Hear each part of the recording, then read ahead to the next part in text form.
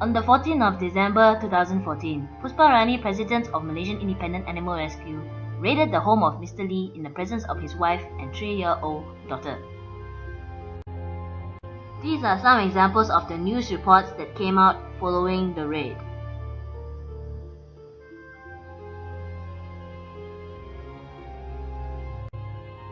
This video aims to demonstrate with evidence that 1. The majority of allegations made by Puspa Rani on Uncle Lee were falsified or grossly exaggerated. 2. The manner in which the raid was carried out was questionable, most likely because the purpose of the raid was not to rescue the abused dogs, but for Puspa Rani's own personal hidden agenda. Prior to 14 December 2014, Pushpa had never been to Mr. Lee's house to investigate, and yet even before visiting the place, she had made the following conclusion on her Facebook page. First question. If Pushpa had never been to the location prior to the raid to investigate, how did she confirm this statement? Either she blindly believed what she was told, or she is psychic. On 14 December, which was the day of the raid, Mia posted an appeal for donations as well as the following statement. Second question. How did Puspa confirm that it was a house of death and that they eat their own poo in the short time that she was there? Did she see any dead dogs? Did she see the dogs eating their poo? If yes, where is the evidence? Answer. There is none because there were no dead dogs and all dogs are fed proper food. The following is evidence and testimonies that the dogs were actually being fed.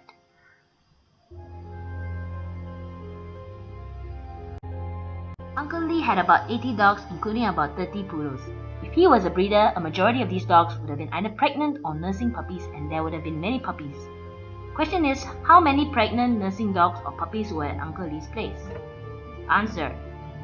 1 pregnant poodle, left there by a customer for boarding and taken by Pushpa. No nursing dogs. Only 4 puppies, including 2 poodles, 1 which was abandoned by its owner, and 2 mongrel puppies which are unsellable.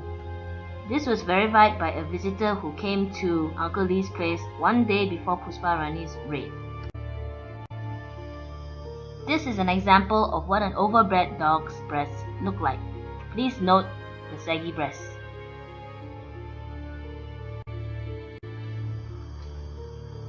These were the poodles that were at Uncle Lee's place. Note that there are no saggy breasts on these poodles. These are some of the remaining poodles that are still at Uncle Lee's place. Also, no saggy breasts. 2 female pit bulls at Uncle Lee's place that were not taken away. Also, no saggy breasts. A video on Free Malaysia Today dated 18 December 2014 has Mia's photos allegedly taken at Uncle Lee's place, including this photo of a dog with saggy breasts. Surprise! The same photo was on Mia's page on 11 August 2014, months before the raid. This means that Puspa Rani included this photo as false evidence that this dog belonged to Uncle Lee.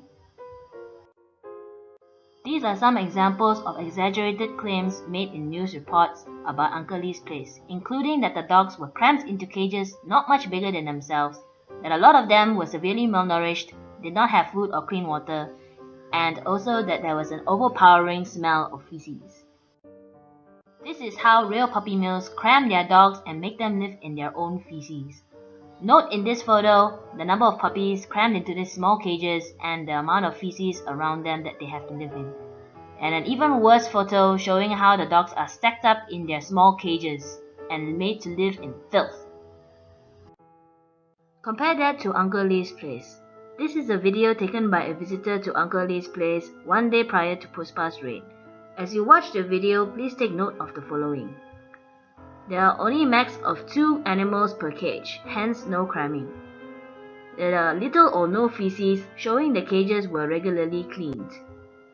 Clean water is available in each cage, and most dogs are excited and energetic, not characteristic of severely malnourished or dying dogs.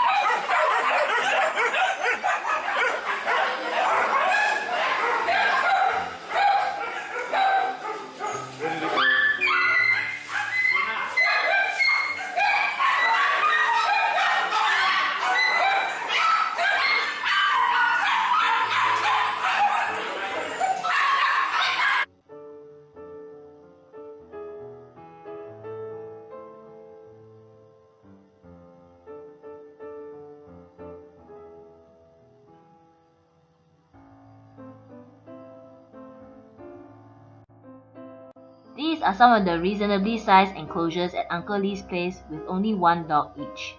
Do they look cramped?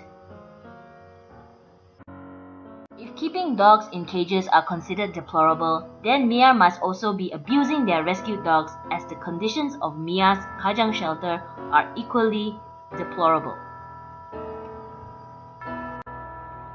Note the size of the cages.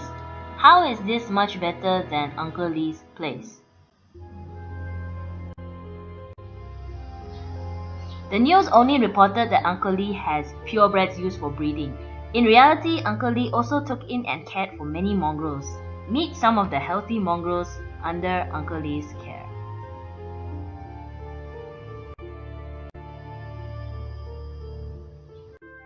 The question is, why would a so-called cruel and abusive breeder keep so many mongrels?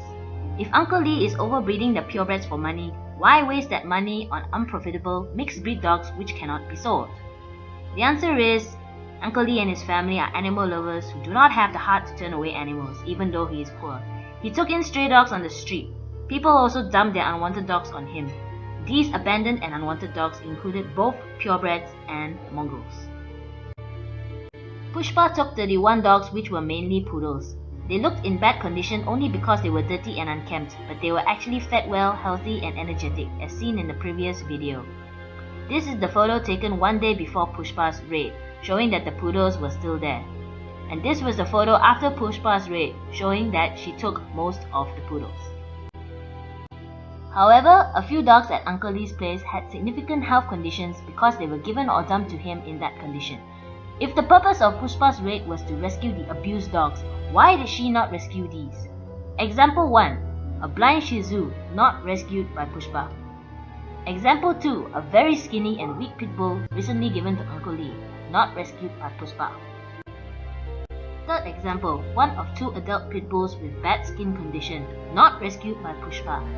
These few sick purebreds could not be sold to anyone, but the dirty unkempt poodles could easily be sold after a bath and some grooming. So why did Pushpa only take the healthy poodles in this so-called rescue?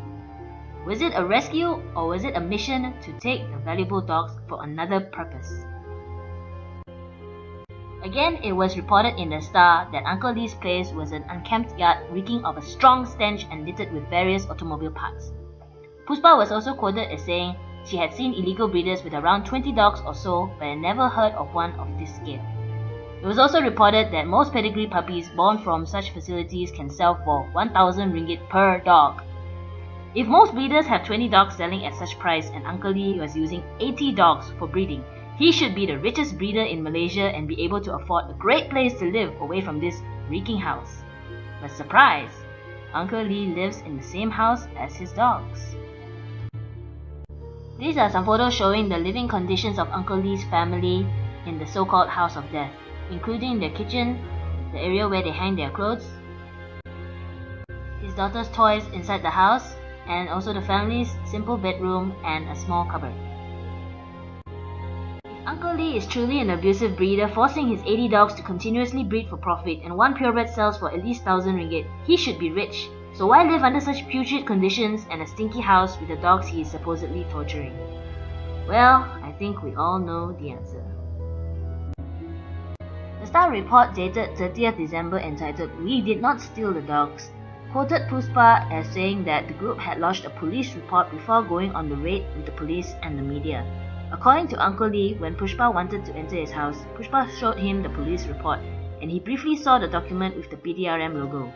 But Pushpa did not allow Uncle Lee to read the police report. Quoted from lawyerman.com.my, a police officer is empowered to conduct a search under a few circumstances. He may obtain a valid search warrant from the magistrate showing that he has probable cause to suspect criminal activity. A police report is not equivalent to a search warrant. Otherwise, anyone could make a police report and simply search whoever they wanted. Pushpa Rani is not a police officer. What authority as an NGO does she have to conduct such a raid? The police present during the raid did not confiscate the dogs for investigation. The dogs were taken by Pushpa Rani. If this was indeed a police case, how could this be? And therefore, how is this raid even legal? This is Uncle Lee's story.